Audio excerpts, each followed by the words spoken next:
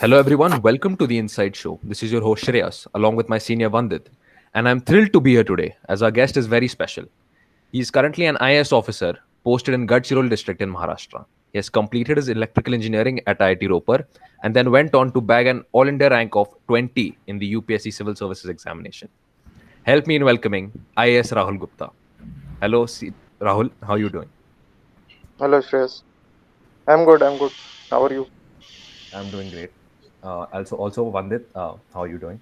Hey, Vandit. I'm also doing great, Shreyas, and it's like a very great opportunity for all of us that we can actually have the experiences of Rahul Bhaiya, and who is also our alumni, and he can share our experiences. It's really special to see all the people from IIT Roper succeeding, and actually it gives us immense confidence as well. So Thank you. So, how's life these days, and where are you currently located? I'm currently located in a subdivision called Aheri, which lies in Gadchiroli. So, life in general is great. Living my dream, of course. And I currently am holding a charge of assistant collector as well as project officer of tribal development program. So, I have these two charges in Aheri. So is it like what you expected, like whatever you expected in becoming a civil servant? Definitely, it's like more than my expectations. I actually expected that I would love to have a challenging job every day and a challenging target and everything. Because in IT sector, my thinking was that mostly there is a repetitive and a monotonous job. So I switched to civil services, and because of that, and I actually am feeling that civil services gives you a great opportunity every day to do something that can be helpful for the citizens. So, you're saying that IT people have to do a monotonous job. Can you walk us through your daily routine so that we can get interested in your routine as well?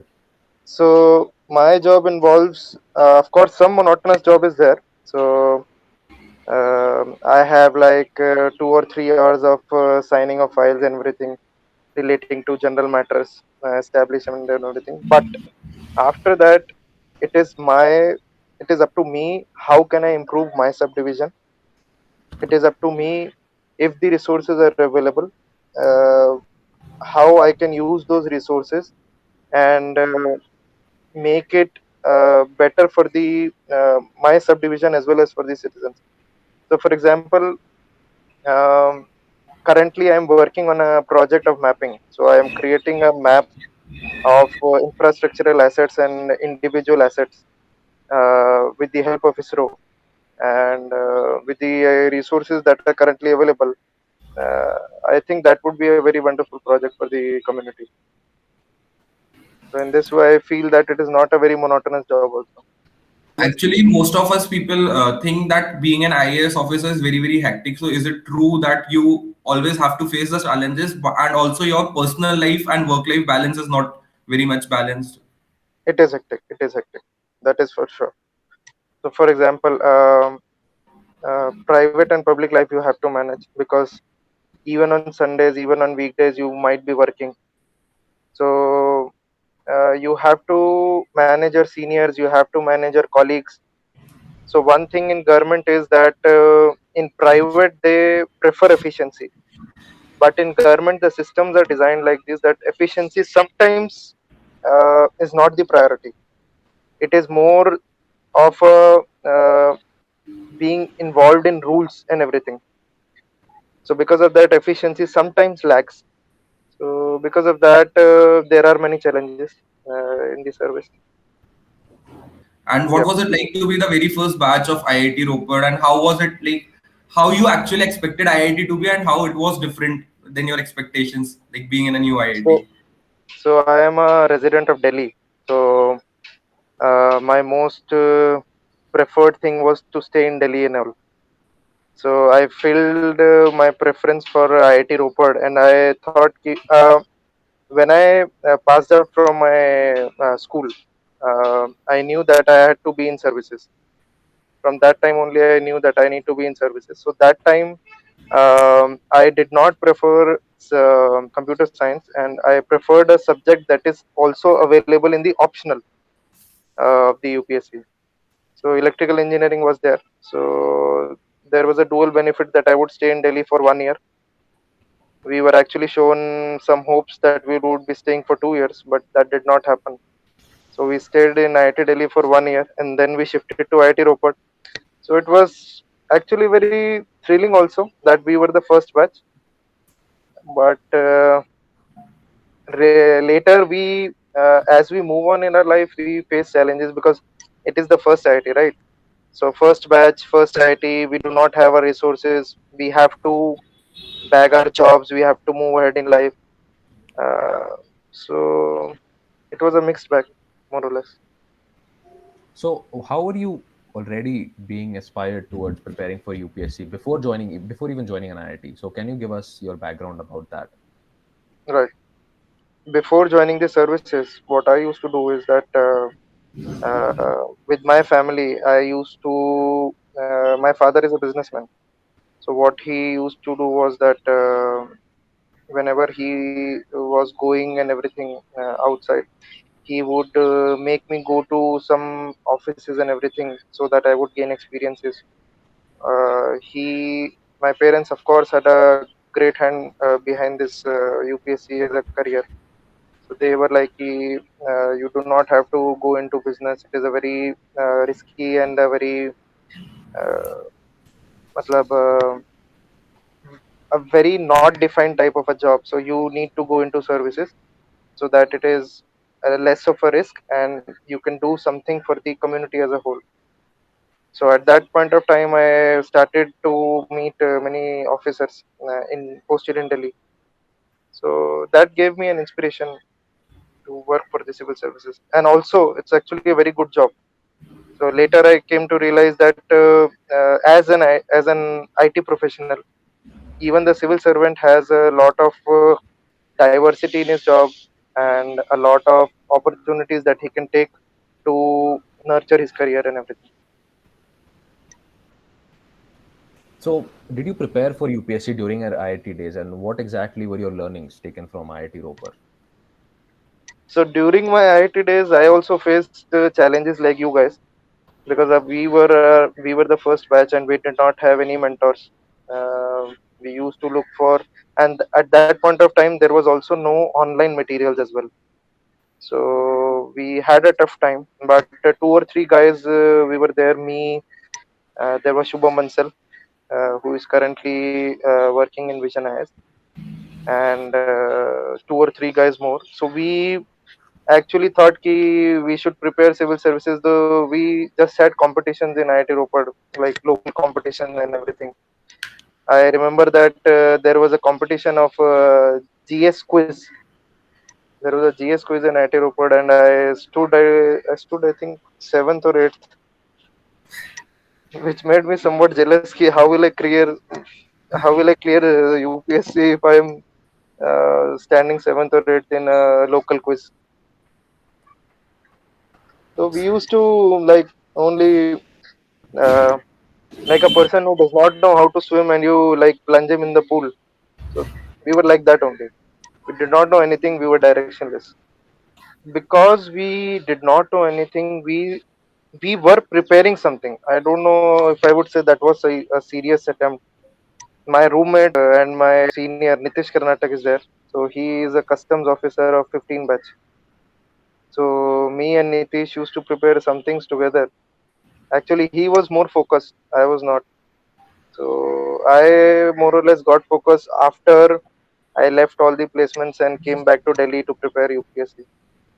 Then I got a little more focused, a little more uh, directional approach and everything. So, you came back to Delhi after IIT Roper. Can you walk us through your UPSC preparation as a whole? Okay. So as soon as my graduation was over, I came back to Delhi and I started preparing for civil services. The first year was a more focused approach, so I did not pick up any job, and I joined an institute that was Vajiram and Ravi. So after going through all the syllabus and everything, I realized that the many people ask actually one question that whether you can prepare for UPSC self. You can actually prepare. The institute only helped me to uh, prepare at a more faster pace. So whatever I could have achieved in 2 years, I achieved in 1 year and everything. So in my first attempt, I went for mains. I cleared my prelims. I went for mains. I could not clear mains. After that, I knew that I have a basic knowledge of my syllabus. So I joined a job. I was a electrical engineer in a private company. So I built a hospital and everything. After that, I gave my second attempt. That too, I went to mains and I did not clear the mains. After that, I joined Vision IS. Vision IS is a like a competitive institute which helps to prepare for UPSC. That time, I was in my third attempt when I cleared mains. I was absolutely sure I would get some services or something like that. But unfortunately, I didn't clear the mains that time also. And that point of time, I introspected myself. Ki at some place I'm going wrong. So I focused more on 3 or 4 things. So there are GS papers, optional papers, and there are many other things that you need to prepare for UPSC. But I focused on more of my optional and 2 or 3 subjects more. And in my fourth attempt, I got a rank of 20. Giving 4 attempts for this exam seems very stressful and very depressing, if you ask me. And so, how Yes, did you cope up with this? Like everyone, like all of your friends are working. Maybe your right, parents are asking you to get a job. Maybe not in right, your case, but for others, definitely they're asking them to get married or maybe to correct. get a job. So, how did you Hmm. cope up with this, with so much of pressure? So it was a bit stressful, but the major point was that I myself wanted to become a civil servant from the start. So I was like, if I whatever opportunities I have been given. So, for example, we get 6 attempts to clear UPSC. So, if I would not have cleared in all of my attempts, then I would find a decent job and I would work. Working was not a problem because I knew that given my knowledge and given my educational background, I would get some job. Better late, matlab, even if it was late, I would get some job. I would go on with my life and everything. But if I cleared this UPSC examination, I would get a job that millions of students aspire, and I would get a job that was truly satisfying for myself. You said that you were able to clear prelims 3 times, but at the same time you were not able to clear mains, and you tried Right. like different paths. Sometimes you were Right. working, sometimes you were not. So how the preparation actually changed with subsequent years? Like my question is, like, in the very first attempt you are very much motivated and everything is new, and you actually start learning, and after one time it is like you reach a saturation level that you know, like, my preparation is over. Now what should I do, like, in order to get succeeded? Right. So So during my UPSC days, the first 2 attempts are like you don't realize. I think you don't get demotivated or what. So, for example, in my first attempt, if I didn't clear the exam, I didn't get demotivated. I joined a job and I said, "Ki bhai, okay, there is always a second time." But when I didn't clear the second time, so the uh, saturation level, I reached a saturation level. But the basic thing was that uh, UPSC taught me that I was doing something wrong. I was doing something wrong that I was not able to clear this exam. So in my third attempt, I rectified those mistakes, some of those mistakes. But even in my third attempt, when I didn't clear, I introspected myself a lot. For example, I like introspected for 1 month. So what should I do? Where am I going wrong? It is not that hard of an exam. Given my educational background, I should clear that. So working on my weaknesses was the most important thing that actually helped me get past that saturation level. Uh, so, for example, there were three things. There is a paper called ethics paper. Ethics subject is there, Yes. and there is a thing called essay. You have to write an essay, and there is a thing called optional subjects. So I worked on these three things a lot, and the other things were like I had to be above average. So that strategy actually worked. Many people say that taking our like technical optional is very very risky. So would you advise it? Like the course is very huge, and at the same time, many people say that you do not get partial marks for like if the final answer is wrong. Right, So what right, is your right, take right. on it? Like many people have the same question like, from IIT Rohit. But I would actually suggest people, if they are technical background, I would actually suggest them taking an optional subject, engineering optional subject, because the point is that you have control over your paper. For example, in the humanities optionals, what happens is that sometimes the questions that are asked to weed out the competition, the questions that are asked are nowadays out of syllabus and everything. You have to create your answers and everything, and you do not know how many marks will you get. But if in engineering optional, if you take an engineering optional, you are, and if you are precise, if you are precise, you'll get the marks that you know that you'll get. So for example, if there is a 10-mark question and you know that I am very precise and I have solved this right, you will get those 10 marks for sure. It is always risky, it is a long it is a lengthy syllabus, but I strongly suggest that we need to take up these engineering optionals. One most important question which I actually had in mind, with many civil Right. services aspirants have in mind, is that how actually you manage the mistakes you made in the past, and what are the Right. biggest mistakes you actually think you made, so that which can be avoided in the very initial stages, like if anyone starts preparing right now. Okay.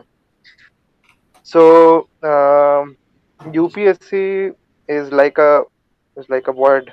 You do not know what UPSC cuts marks for. You do not know what UPSC awards marks for. You have to realize it by yourself. Where are you going wrong if you are not able to clear for some matters? So the basic thing I think that the aspirant should look for is that they should strategize their approach more to the static part first. The static part is the most important initially. So for example, if you look at the general studies, so the static part is more like which will not change and never change. For example, history and everything, history, geography, uh, take it, economics, basic concepts of economics, basic concepts of science and everything. That will not change. So, and that you will need for your UPS examination. So you can prepare it beforehand only. You can prepare it now only. The NCRTs are available online and everything. The second most important thing is you should actually decide your optional right now, and you should work for your optional right now, because optional you need to have a good hold of, so that you can score in optionals. I did not focus on my optionals, and that was my biggest mistake, and I should actually have learned from my roommate. He actually focused on optionals first and the static part first, which should be the basic strategy. Dynamic things you will learn in 1 year. Whenever you will be self studying, or you come to Delhi for your UPSC preparation, you will go with the herd. You will get to know what are the dynamic things, but the static things you can prepare actually beforehand. That will save you a lot of time. And what is the difference between, like, some people clear it in their first attempt, some people take two Right, attempts, some people even take 6 attempts to become an IS. And you right, definitely have met with almost all of these people when you're training. right, And right, why do some, like, it's not about intellect, or maybe it's about how they prepare and how motivated they are beforehand before starting their right. preparation. But what exactly is the difference between these people, and how do they clear it in their first attempts or second attempts? So mm, I think intellect matters to a certain extent. It is not the deciding factor. I think the strategy is the most important factor.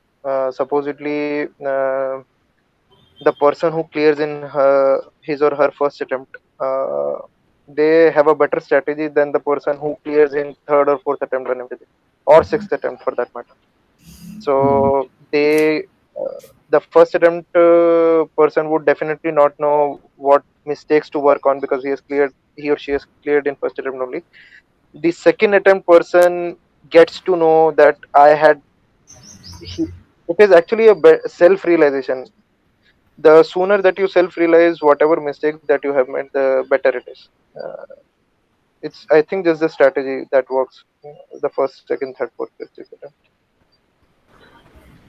So, how did you feel when you got an all rank of 20 and then the media started asking you about it? Then everyone suddenly starts calling you and asking you about how to prepare for UPSC and Right, maybe marriage proposals also directed to right, you. right.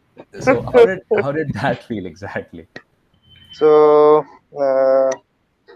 it was, I don't remember the date, but I was sitting and having my dinner. So after my three failed attempts, I thought, "Ki, bhai, this time I will not uh, see my result." And my Mosi called me. She said, "Ki, it is showing in the news that UPSC results have been declared."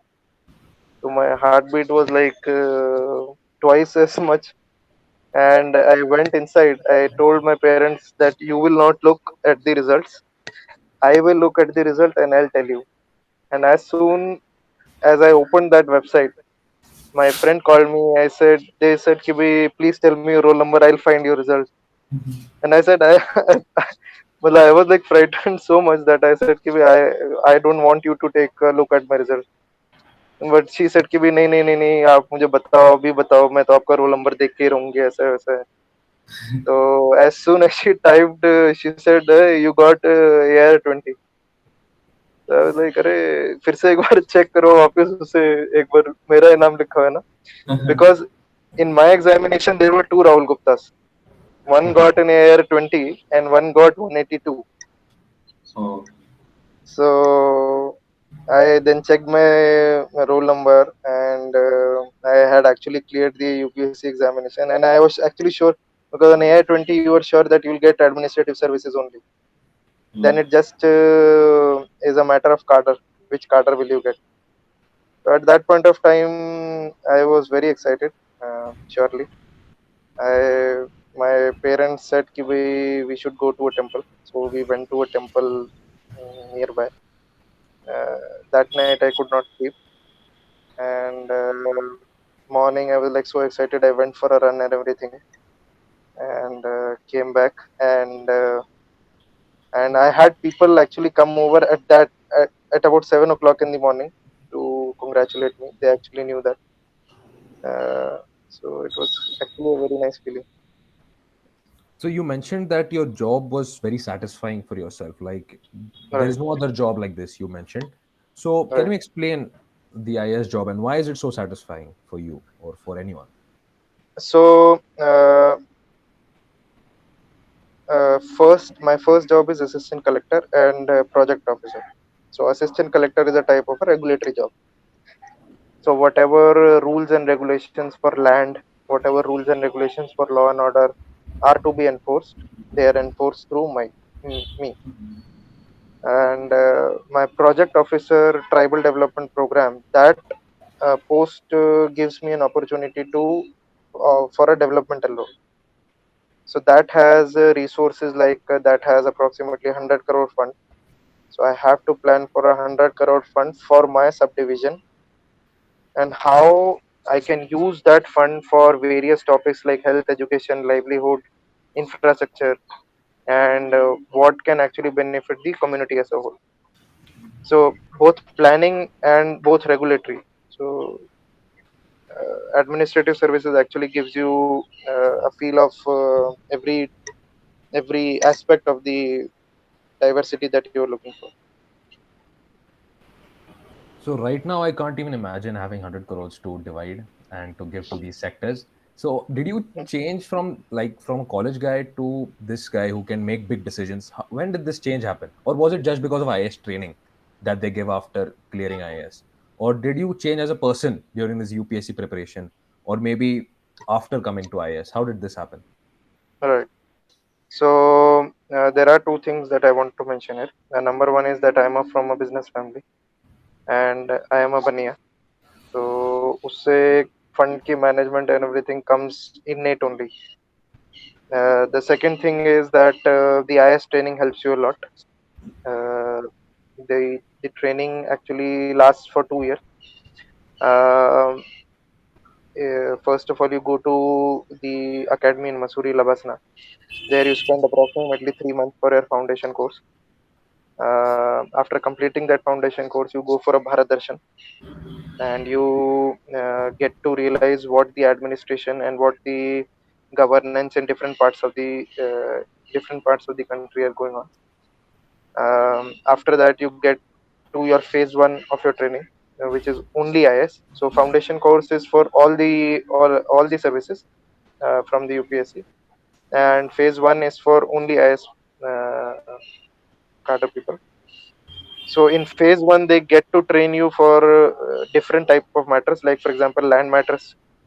We get to enforce CRPC. We get to enforce CPC. So we are given case studies and everything by the academy to enforce. Uh, they get you ready for election purposes. Um, then after that, there is a probationary training. So that is the most important part of the training. So there is a 10-month probationary training. So I was trained in Latur. This is a district in Maharashtra. So that training helped us because there is a field training, and you get a 10-month field training, out of which there are 6 months of independent charges. So they give you one month independent charges of every aspect that you can imagine. So for example, I was 1 month Tehsildar, 1 month block development officer, 1 month chief officer of a municipal council, 1 month SDM. Oh. So they get to train you about every land aspect and every part of the functionary that is working in the district. So after that, more or less, we have a assistant secretary training in the central ministry. So assistant secretary training. Oh, there is a phase two also. After coming back from probation, there is a phase two. They get to know what did you learn in probationary, what did you learn in your probationary posting, and 1 month is a cross learning exercise for all these for the IS aspirants. Then we go on to a assistant secretaryship job in a central ministry, where we are attached to a particular ministry for 3 months, and then you get your posting. So after all this grinding, I think you get to know what you have to do. And also on the job training is actually a great exercise. So uh, now you know your sign matters. Whatever you take a decision, you will be held responsible. So you read everything, you use your common sense and everything, you use your rules, regulations and everything, and then you take a decision. So, how difficult are these decisions? Like, one definitely is dividing 100 crores in all these sectors. But can you give Right. us other examples of how difficult your decisions are and how it can really impact whatever decision, whatever sign you make on whichever Right. paper? It can impact this way or it can impact that way. Can you explain that? Correct. Correct. The decisions are actually difficult. You have to involve all stakeholders in your decision. So um, supposedly, when I'm dividing 100 crores, there are some basic facilities that I have to provide. So their recurring expenditure and everything. So supposedly that are those expenditures in amount to 40 crores. So I have a plan to make for 60 crores, right? So you have to involve all the stakeholders. If you do not actually involve your stakeholders and you take a decision by yourself, it can impact in a very negative way. You can face resistance from the stakeholders. So for example, one of my batchmate was there, and he ordered for a construction of a godown in his area. So that actually became a problem because number one, the people there did not need a godown. They actually first needed a road so that they can use that godown. So there was some resistance about that. but then you rectify your decisions, everything, and it can actually impact both ways. The financial decisions are always the most difficult ones, uh, because you are held responsible for any financial mistake that is there, and whatever land matters that you take decisions in, uh, that can actually also impact, because sometimes what happens is that there are many rules and regulations that you need to study, and you can uh, like for example, I once took a decision that was not legal per se, and I did not read one specific government regulation about that. I had read other regulations, but I did not read one government regulation, so I had to revise that decision quickly.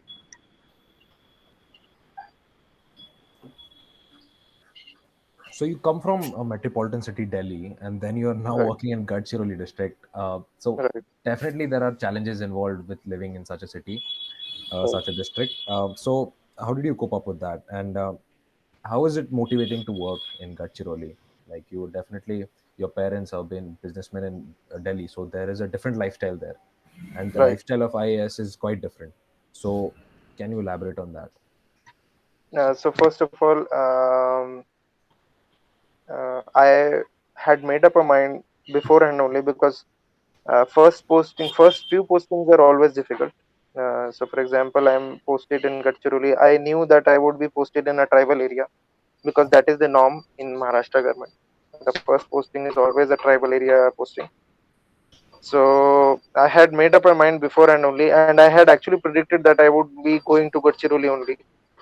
I had told my parents that I would be going to Gadchiroli, so please prepare your mind for that only. So when I got the posting in Gadchiroli, it was not that of a shocker. I actually knew that I would be going to Gadchiroli. But yes, Gadchiroli is very different from a metropolitan city. Gadchiroli is a purely rural area and a heavily forested area. So um, you get to learn a lot.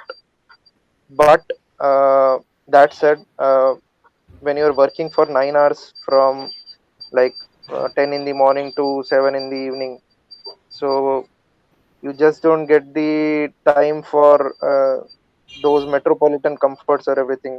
You just don't care about that. You go in the morning, you come in the evening, you just want your peaceful sleep and everything. And of course, Gadchiroli is a very good motivator, because if you have served in Gadchiroli, you can work anywhere. Oh, That is the thing, because the resources are very limited. I do not have a full capacity staff. So, for example, my one office, I have a sanction strength of 40, and I have a staff of only 20. So, I'm working at a half sanction strength, and I get to manage them, how to manage those 20 people to work for 40. So, government is always like understaffed, under resourced um management game type of thing. So, you have to work with that only, what you are given. You have to make the most out of it. And since your predecessors have always worked there only, they did not face any problem, so there is one more pressure that how are you complaining about the same thing when your predecessors have worked for the same. So that Gadchiroli actually is sounds a lot like IIT Ropar actually. नहीं नहीं IIT रोपड़ तो at least in IIT Ropar you can go to Chandigarh in 1 hour. Right, right, right. yes, Hmm. and where do you want it, like Maharashtra cadre, or your first choice or preference was something else? So my first cadre was my home cadre, that was Haryana, Haryana. but Maharashtra is actually a good state, because that was my fifth choice. I got to fill 28 choices. So Maharashtra was my fifth choice, because uh, what I had experienced through my learning was that bigger states give you a better knowledge about everything. So Maharashtra, I had preferences like Rajasthan, Madhya Pradesh, UP. So every big state gives you a lot of opportunity. For example, I think Shreyas would know that Western Maharashtra is a complete different ball game altogether than Vidarbha.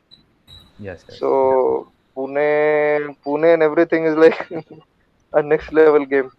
It is much better compared to how Maharashtra Mm, actually is. I think Western Maharashtra people have not traveled to Gadchiroli or Vidarbha region at all. No, no, I don't think I Never. have. So I think we have covered everything. Um, do you have anything else to add, Bandit? Yeah. No. Actually, I got all the information what I needed actually. So I think this is it. It was great chatting with you and great knowing Thank you. about your story and your IS journey and then about your life or your work life right now. And it is very exciting. I'm sure all of the aspirants will definitely be very grateful to you for being such an awesome guest and coming here and talking to us on a Sunday morning. So thank you for being here. Thank you for being an awesome guest. And we Thank like you to both of you. stay in touch. Yes, actually, it was very inspiring and motivating for all of us to see you at such a place and from where you come from. It's like very, very inspiring, truly. Thank you, Vandit. Thank you.